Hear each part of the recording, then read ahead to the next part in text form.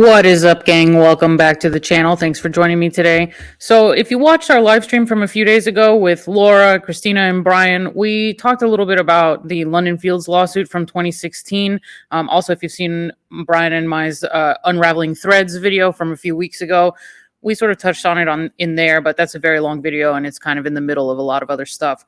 So, today, I am going to do a video just about this lawsuit. I am not going to read down the entire thing. I am going to read a good portion of it. This is the document that mostly relates to Amber and the allegations against what Amber did to London Fields. This is filed by the producers of the movie in 2016. They sued her for $10 million. As you can see, these documents come from Deadline. In the description below, you'll find a link directly to the documents. So if you don't want to listen to me read it down, you can go download it yourself and check it out. It's not terribly long, and it's a pretty fast read. So I'm just going to kind of get right into it. This is filed in the state of California by Nicholas Six Limited, United Kingdom company, against Amber Heard and Under the Black Sky, Inc. They are suing for breach of contract, breach of implied covenant of good faith and fair dealing, anticipatory breach, intentional interference with contract, and they're asking for declaratory relief, and a jury trial is demanded. I do have a couple of other things to share, which are some text messages that were sent during the trial in Virginia from one of the London Fields producers that give a little bit more information on what was going on here, but I will share those when we finish going through this document. So, to get started, this action, which is closely related to plaintiff's cross-complaint against film director Matthew Cullen. So, Matthew Cullen was the director of this movie, and after a whole bunch of stuff happened, we'll kind of go through the whole story as we go through the document. He tried to sue the producers, and they sued him back, and then they also sued Amber, and we're going to see why. So, against film director Matthew Cullen and others in a pending action before this court arises from defendant Amber Heard's breaches of contract and conspiratorial efforts to deprive plaintiff of its ability and right to exploit London Fields, the high-profile 2015 film based upon the celebrated Martin Amis book, with a cast including Heard, Billy Bob Thornton, Jim Sturgis, Cara Delevingne, and Johnny Depp. In Virginia, it was not really mentioned that Johnny is in this movie. They keep trying to bring up this allegation that he didn't support her. He didn't want this movie to come out because there's an email that's going to become very relevant in the context of these documents that they tried to use from Johnny, which is sent on August 29th of 2015, where he's saying, get this thing out of TIFF. You don't show it. We're not gonna promote the movie. Johnny is in the movie with Amber. He did it as a favor because the actor didn't do his part. He had to leave for whatever reasons, and Johnny stepped in to fill in the part, which of course brought a ton of exposure and buzz to the film to have Johnny in this movie. So they have this email during the Virginia trial, and we're going to see how that plays directly into these documents, because it's not only Johnny, it's that all these people wound up doing Amber's bidding on that specific day to get the movie pulled from the Toronto International Film Festival. So let's continue. While the inherent tension between actors and directors on one hand and producers on the other is nothing new in Hollywood, the unauthorized and unlawful acts of Heard, Cullen, and others, most notably their campaign to damage plaintiff and the picture's investors, are perhaps unprecedented. Indeed, as a result of their misconduct, which continues to this day, the very promising picture remains in limbo, hijacked and placed under a cloud by Heard, Cullen, and others. So, quick note on this lawsuit. In 2018, it basically fell off the map. This production company went bankrupt and nothing else ever happened. The movie did finally come out eventually, but it was just obliterated by the critics. There are some reviews that call it a hot turd, which is foreboding, I suppose. Par for the course when you're describing things related to Amber at this point in time, I guess. But yeah, it just did not do well at all. Specifically, although the picture was completed by plaintiff after Cullen failed to complete it, accepted into the prestigious and highly selective Toronto International Film Festival in 2015, and ready to be marketed, sold, and distributed, Heard's conspiracy, her campaign against the picture, and her contractual breaches, including 1, the breach of her confidentiality obligations, 2, her failure to perform certain acting services, 3, her failure to render required ADR services, which is a re-recording of dialogue that happens after principal photography. You may need to re-record dialogue for a variety of reasons. That's what ADR means. and for her failure to comply with her publicity contract have damaged the picture, causing substantial harm to the plaintiff, the picture, and the picture's investors. As set forth herein and in the related cross complaint, despite being given ample time, money, and freedom to do so, Cullen was unable or unwilling to complete the picture on time or on budget in breach of his agreements with the plaintiff. As a result of Cullen's failure to keep pace with the shooting schedule and his inordinate and expensive delays, Cullen left plaintiff and plaintiff's Chris Hanley, a noted and notably director-friendly independent producer, in an untenable position with an unfinished picture and the investments of plaintiff and others completely at risk. Plaintiff did not wish to terminate Cullen. Its strong preference would have been for Cullen to have finished the film. Ultimately, but reluctantly, however, plaintiff was forced to step in to complete the picture, as it was contractually permitted to do, to protect the picture, plaintiff's investments, and the investments of others. Further, despite its reluctance, plaintiff had both the right and the duty to step in, as Cullen failed to deliver the film and could no longer reasonably be trusted by plaintiff to do so on a timely basis, if ever. Moreover, contrary to his assertions, Cullen, an inexperienced first-time director, did not have final cut. So final cut means the actual product that you, the audience, wind up seeing on a screen or on your streaming app, whatever it is that the audience finally sees is what the final cut is.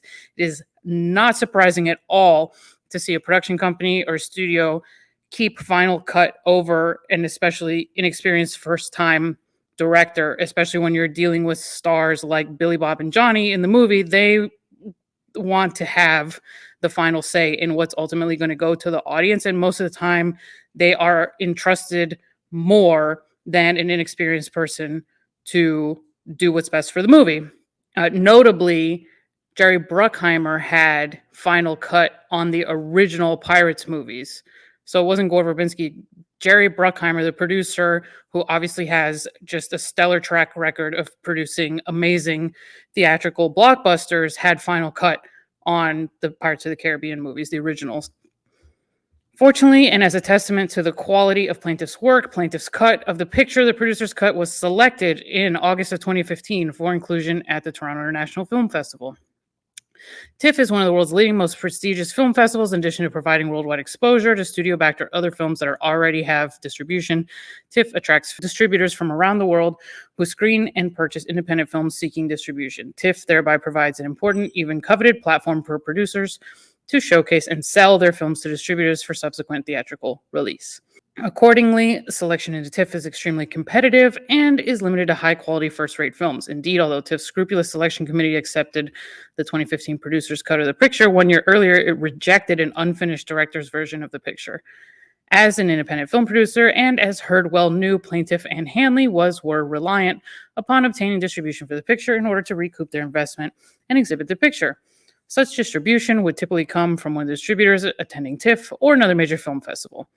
Consistent with industry norms, plaintiff expected Heard to attend TIFF and support the picture as Heard was contractually required to do, and as she had been paid to do.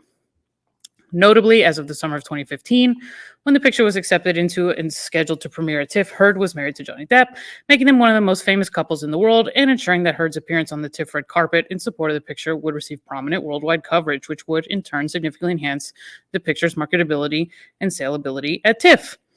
TIFF set the picture's worldwide red carpet premiere for September 18, 2015. Nevertheless, for her own reasons, Heard rebuffed plaintiff's request that she attend the TIFF premiere in support of the picture in compliance with her contractual promotion and publicity obligations.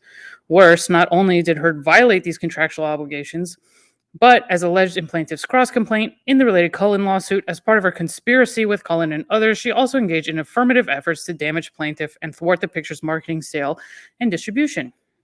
Among other things, in violation of her above-referenced contractual obligations, including her confidentiality and good faith obligations, Heard advised that she would not attend the picture TIFF premiere or engage in promotion or publicity services in support of the picture.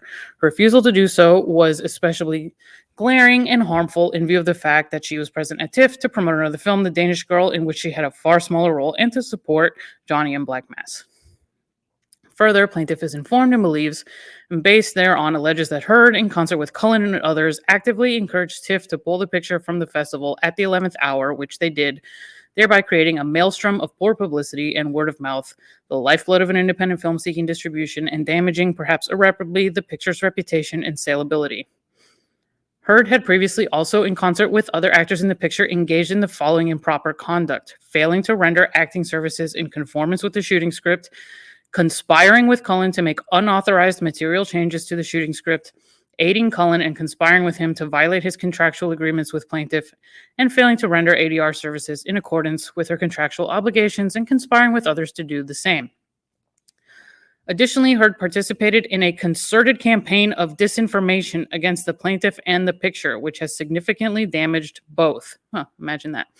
As a result of Heard's tortious misconduct and breaches, the picture remains in limbo. Its sale, distribution, and release have been thwarted, and the investment of plaintiff and the picture's other investors have been severely, if not irreparably, harmed. Plaintiff is sensitive to the sensational allegations made in connection with the divorce. Nevertheless, Heard was not immune from complying with her clear-cut contractual obligations. Heard must comply with those obligations and be held accountable for her misconduct and her de facto effort to change the picture and wrest the picture's ownership rights from Nicholas Six. Moreover, declaratory relief is necessary, confirming and requiring her to comply with her contractual obligations and removing the cloud that Heard, Cullen, and others have placed over the picture. So this goes on to talk about the parties in the venue, why they're suing in California. We'll just go down here to some more interesting parts of this. Shortly after obtaining the rights to Amos's acclaimed novel, plaintiff Nicholas Six began the development and casting process. Nicholas Six's Chris Hanley has been a film producer for 23 years. Great films: American Psycho, Virgin Suicides, Buffalo 66, Spring Breakers, and worked with many leading directors: Sofia Coppola, Steve Buscemi, Nick Cassavetes. In 2012, a highly regarded director, Shekhar Kapoor, was attached to direct the picture. In 2012, actor Billy Bob Thornton became attached to the project in the role of Samson Young. In March 2013, Heard became attached to the project in the leading role of Nicholas Six. In April of 2013, Kapoor pulled out of the project, citing Heard's inexperience as an actor.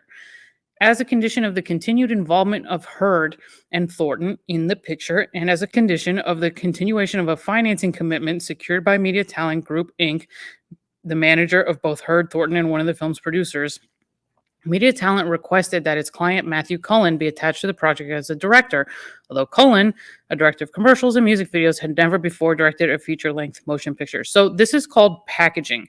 Once they lost that other director, this media management group who was representing some of the other actors came in and said, why don't you just use our director and we'll keep it all in-house. This happens all the time through CAA. They'll put all their actors and a director and people together to make one movie. It's called packaging, and it keeps everything under one roof.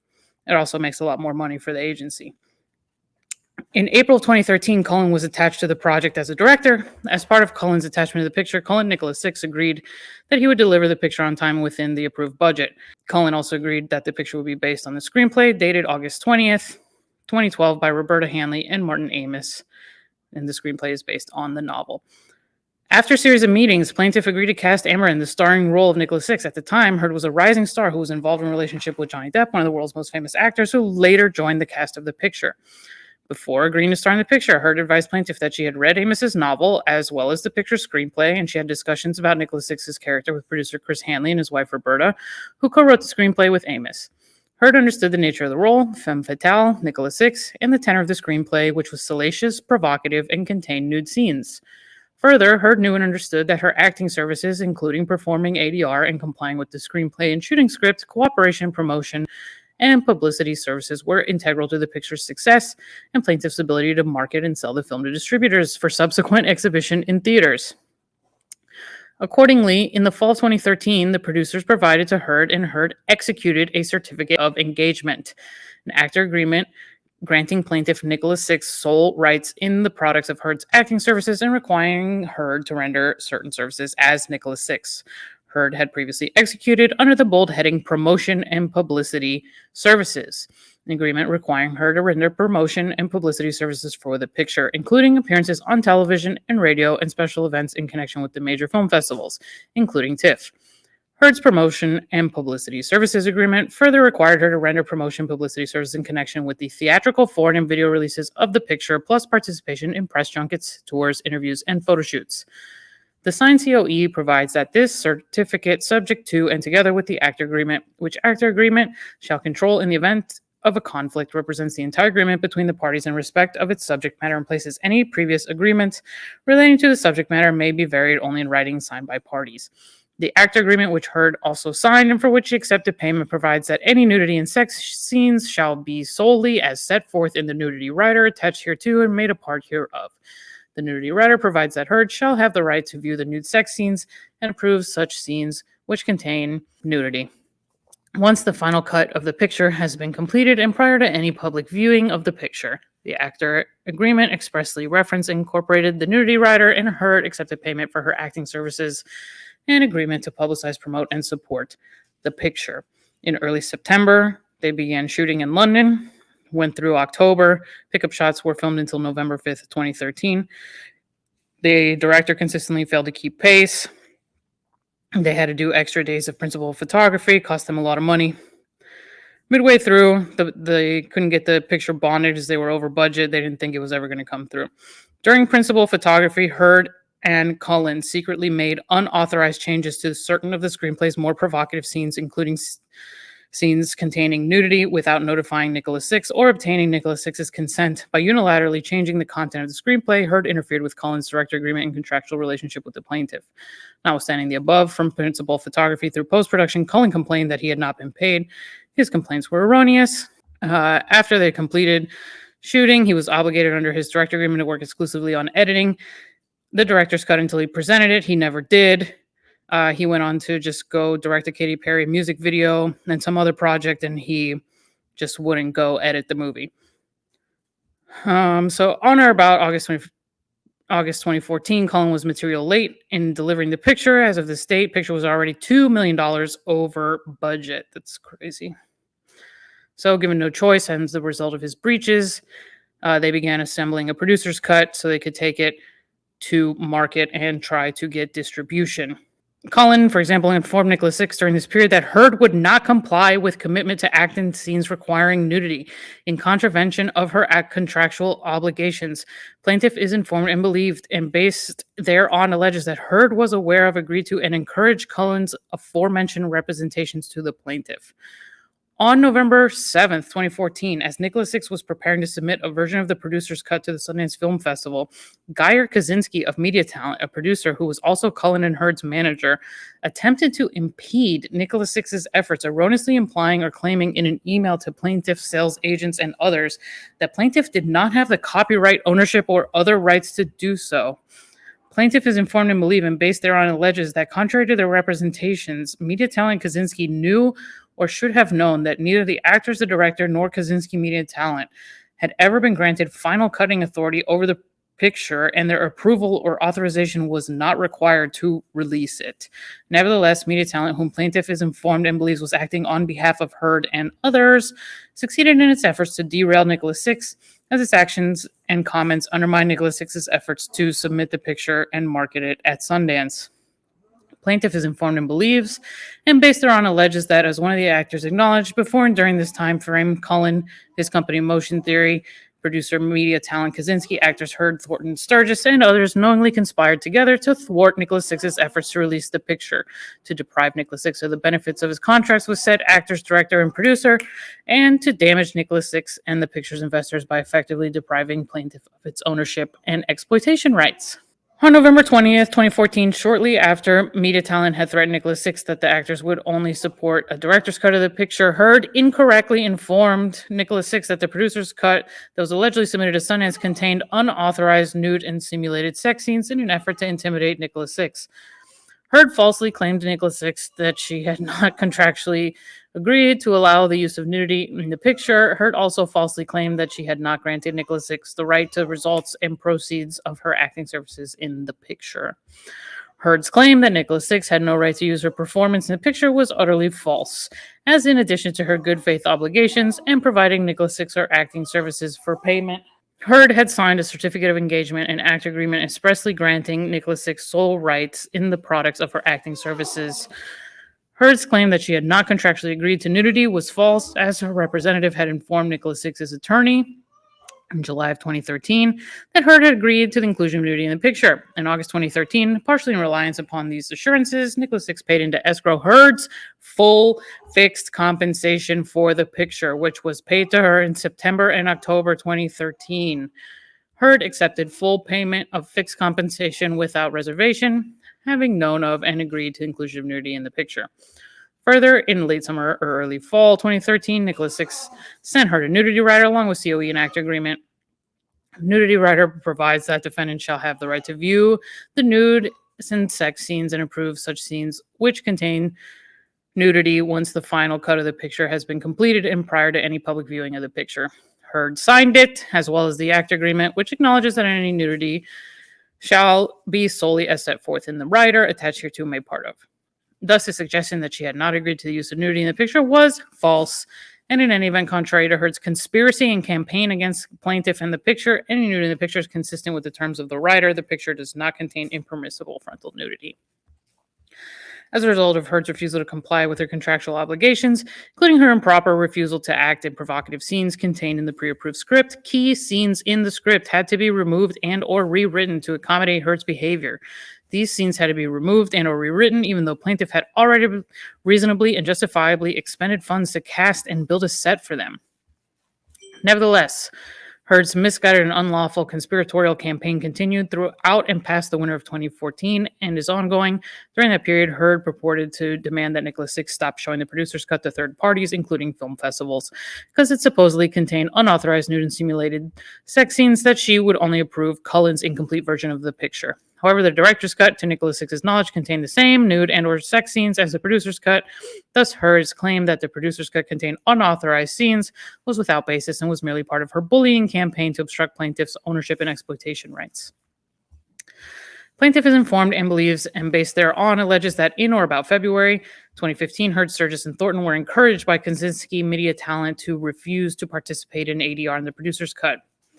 In the late winter of 2015, Heard acknowledged her obligation to perform ADR in the picture, which was important to the sound and therefore the quality and the integrity of the picture. Approximately 1 month later, however, in violation of her contractual obligations, Heard advised Nicholas Six she would do ADR only on the incomplete, unfinished director's cut, and she would not perform ADR on the producer's cut, the only viable cut.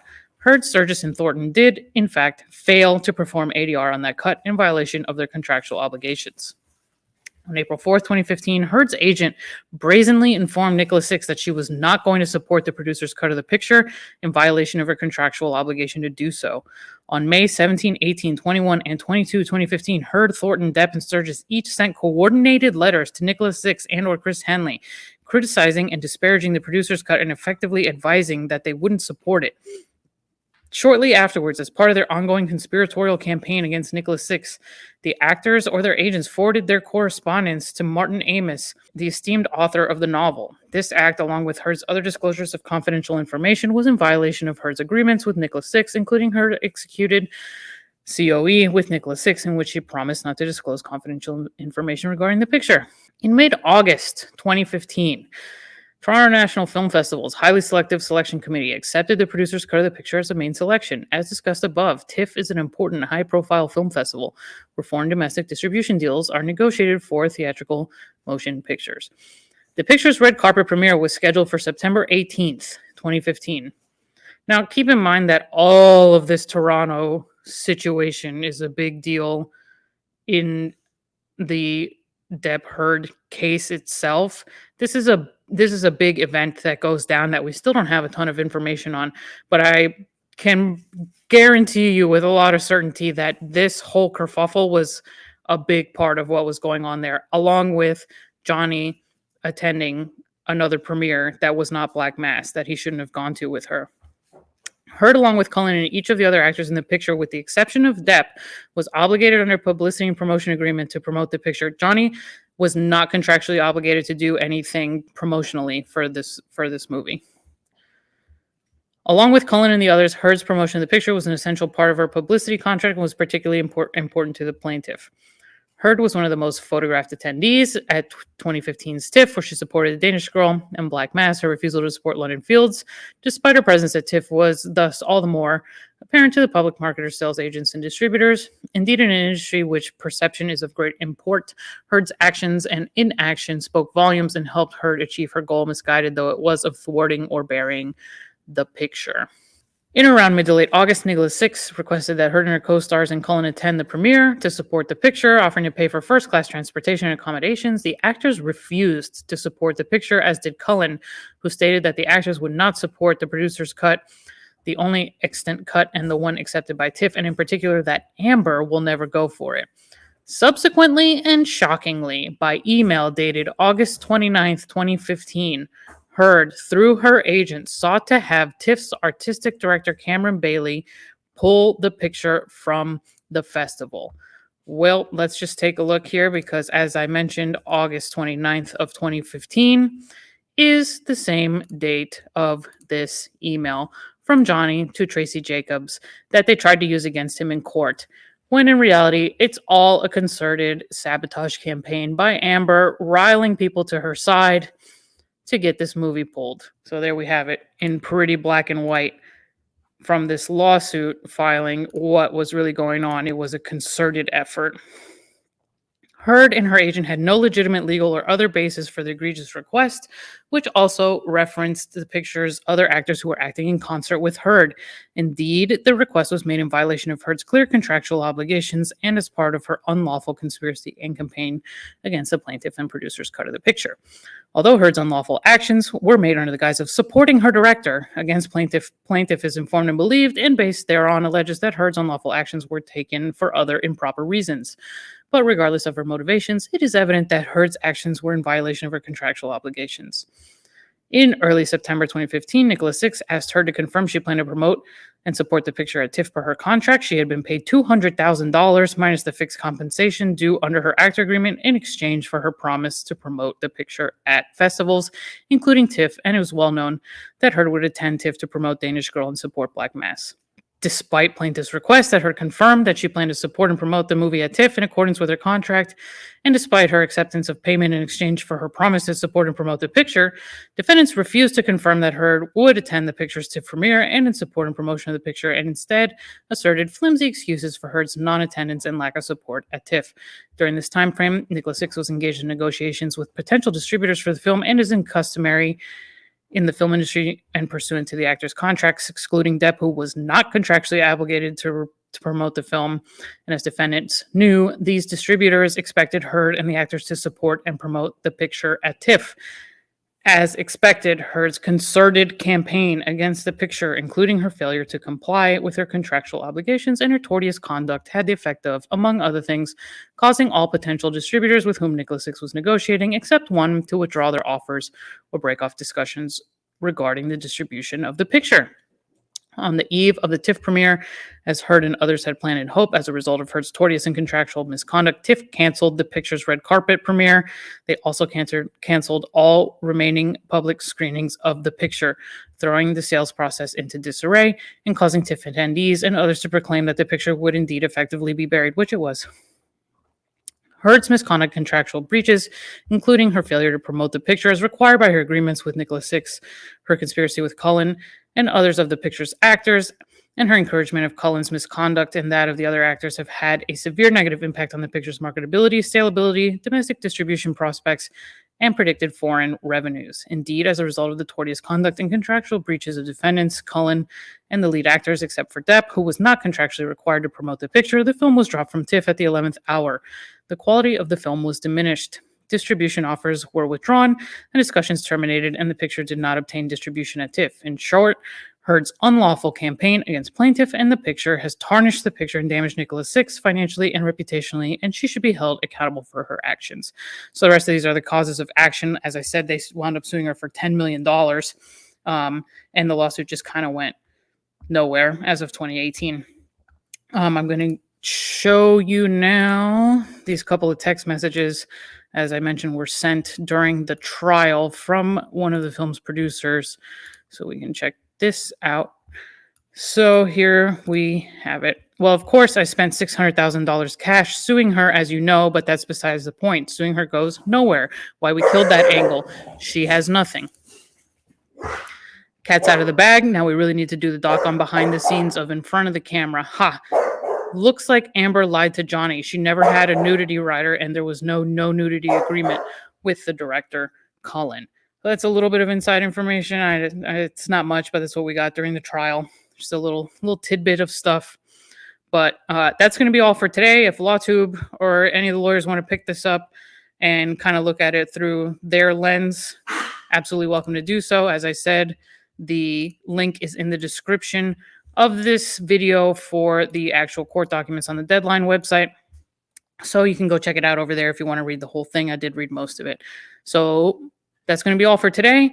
Thank you guys for hanging out. Thanks for supporting the channel. Really appreciate you, and have a wonderful weekend, and I will see you in the next one.